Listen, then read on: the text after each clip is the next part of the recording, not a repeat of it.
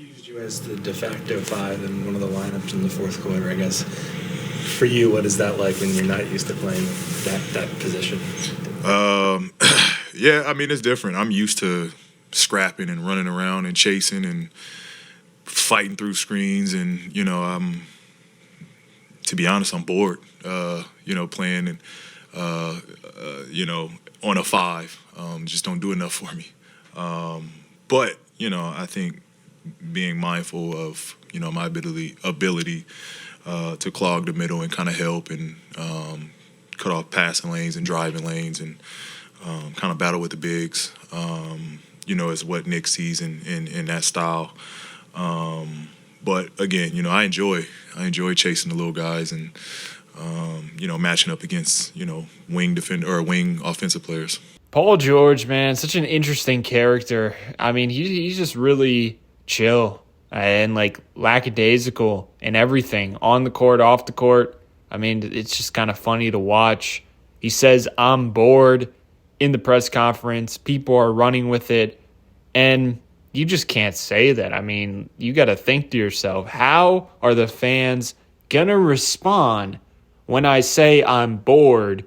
Even though if you listen to him, you listen to the question, like his answer, nothing wrong with it, but he just said the wrong things. He easily could have said the same thing with different messaging and got away with it. But the fact that he's a chill dude, I don't know. There's just something in both Joel Embiid and Paul George's head that they don't understand how people are going to react. Like, how many times has Joel Embiid said something and it's like, dude, you can't say that. You're not wrong. Like, remember the Ben Simmons situation? You're not wrong, but you just can't say that. That's not a good thing to say when you're making that much money and you're in a situation where you lost to a very bad team. It just, I don't know. I just think they can't comprehend that type of stuff. But I also want to tell Paul George, I'm bored as well. I think everyone watching this video is bored when they're watching the Sixers. If not bored, they're just pissed off and annoyed and not having a good time.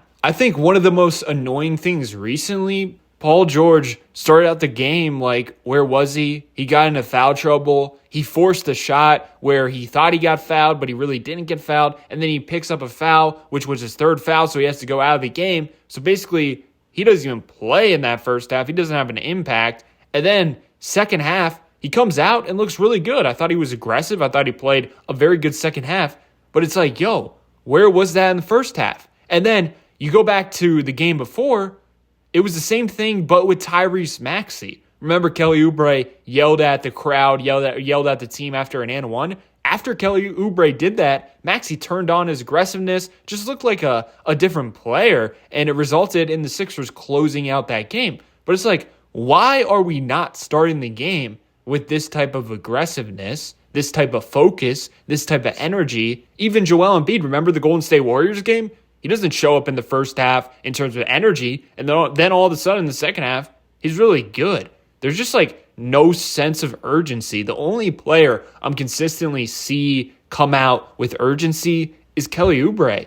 Our three best players, it's just like, I don't know, they can go through the motions at the beginning of the game, and then they could turn it on. But it's like, where was that in the beginning? And look at our record. That should be the urgency all the time. And that was the frustrating thing about the last two games. It just seems like the Sixers' energy, hustle, focus was not there. I feel like in the beginning of the season, a lot of the time, their defensive energy was there. It was just that their offense was so bad. You know what I'm saying? I remember battling against the Orlando Magic. I remember battling against the Cleveland Cavaliers with just Jared McCain and Tyrese Maxey. I remember battling with the Houston Rockets, which is the second best team record-wise in the Western Conference. It's just that ultimately the offense let them down because, Paul George and Joel Embiid was out most of the time. So it's like, okay, I can accept those losses, but what we saw the past two games versus the Washington Wizards and the Pelicans without everybody, on top of that, they're still one of the worst teams in the league, even with some of those players. That type of stuff is unacceptable. And it's why watching the Sixers right now is very boring.